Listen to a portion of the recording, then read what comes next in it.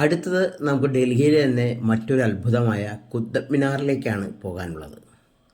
ഇത് 1192 ഡൽഹിയിലെ ആദ്യത്തെ സുൽത്താനും ആദ്യത്തെ മുസ്ലിം ഭരണാധികാരിയുമായ കുത്തബ്ദീൻ ഐബക്കാണ് നിർമ്മാണം ആരംഭിച്ചത്.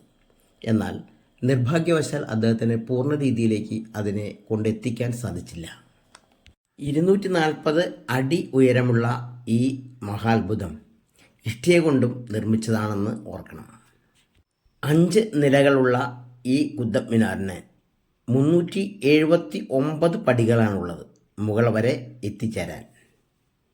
കുത്തബ് മിനാർ നിൽക്കുന്ന സ്ഥലത്തിന് ചുറ്റുമായി നിരവധി ചരിത്ര അവശിഷ്ടങ്ങൾ നമുക്ക് കാണാൻ സാധിക്കും.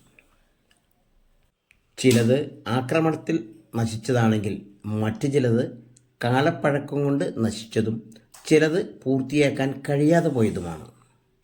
ഭിത്തികളിലെ കൊത്തുപണികൾ ആരെയും ആകർഷിക്കുന്ന രീതിയിലാണ്. അതുപോലെ തന്നെ നാട്ടിലെയും വിദേശത്തെയും നിരവധി ആളുകളാണ് ഇത് ദിനംപ്രതി കാണാനെത്തിക്കൊണ്ടിരിക്കുന്നത്.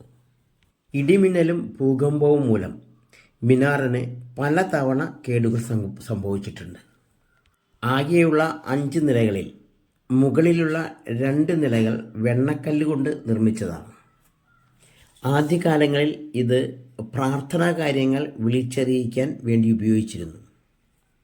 ഭാരതത്തിൽ ഇസ്ലാമിക് വാസ്തു ശില്പകലയുടെ ഏറ്റവും വലിയ സംഭാവനകളിൽ ഒന്നാണ് കുത്തബ് മിനാർ.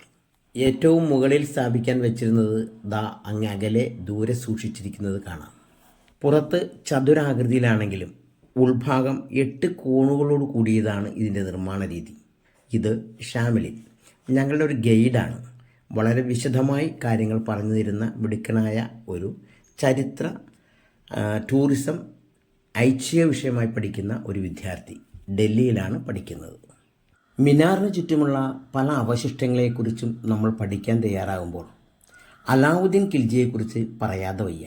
ഒരു മികച്ച ഭരണാധികാരിയായിരുന്നു അദ്ദേഹം. അദ്ദേഹം നിർമ്മാണം ആരംഭിച്ച ഒരു സംഭവമാണ് ഈ കാണുന്നത്. എന്നാൽ നിർഭാഗ്യവശാൽ അത് പൂർത്തീകരിക്കാൻ കഴിഞ്ഞില്ല. വിനോദസഞ്ചാരികളുടെ ഒരു പ്രിയപ്പെട്ട സ്ഥലമായ ഈ കുത്തബ് മിനാറിലേക്ക് ഡൽഹിയിൽ നിന്ന് മെട്രോ വഴി എത്തിച്ചേരാൻ നല്ല മാർഗങ്ങളുണ്ട്.